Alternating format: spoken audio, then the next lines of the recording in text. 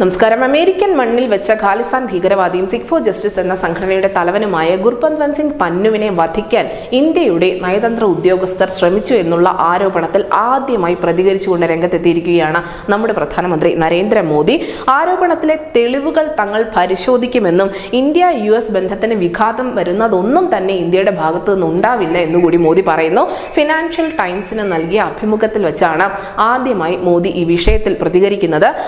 മാത്രമല്ല, അദ്ദേഹം പറഞ്ഞത്, ഞങ്ങൾക്ക് ആരെങ്കിലും കൃത്യമായ തെളിവുകൾ തരികയാണെങ്കിൽ ഞങ്ങൾ തീർച്ചയായും അതൊക്കെ പരിശോധിക്കും. ഇന്ത്യയുടെ ഏതെങ്കിലും ഒരു പൗരൻ ഇത്തരത്തിലുള്ള ഗൂഢാലോചനയുടെ പിന്നിൽ ഉണ്ടായെങ്കിൽ ഞങ്ങൾ അത് തീർച്ചയായും പരിശോധിക്കും. അത് ഞങ്ങളുടെ ബാധ്യസ്ഥതയാണ്, ഞങ്ങളുടെ പ്രതിബദ്ധത നിയമവാഴ്ചയോടുള്ളതാണ് എന്നുകൂടി മോദി പറയുന്നുണ്ട്. എന്തായാലും വിദേശത്ത് ആസ്ഥാനമായുള്ള ചില തീവ്രവാദ ഗ്രൂപ്പുകൾ അവരുടെ പ്രവർത്തനങ്ങളിലൊക്കെ ഇന്ത്യക്ക് വലിയ ഉത്കണ്ഠയുണ്ട് എന്നുകൂടി ഖാലിസ്ഥാൻ ഭീകരവാദത്തെ പറയാതെ പറഞ്ഞ് മോദി അതിൽ പരാമർശിക്കുന്നുമുണ്ട്.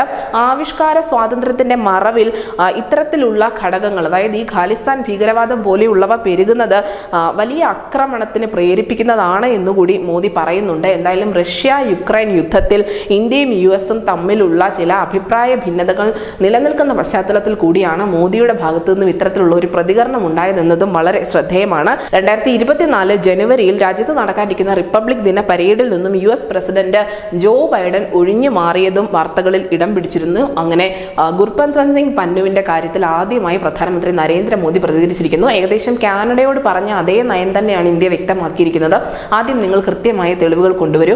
ഏതെങ്കിലും ഒരു ഇന്ത്യൻ പൗരൻ ഇതിൽ ഉൾച്ചേർന്നിട്ടുണ്ട് അല്ലെങ്കിൽ ഉൾപ്പെട്ടിട്ടുണ്ട് എന്ന് മനസ്സിലാവുകയാണെങ്കിൽ തീർച്ചയായും ഞങ്ങൾ നിയമവാഴ്ചയെ ബഹുമാനിച്ചുകൊണ്ട് തന്നെ മുന്നോട്ട് പോകും എന്നാണ് പറഞ്ഞിരിക്കുന്നത്.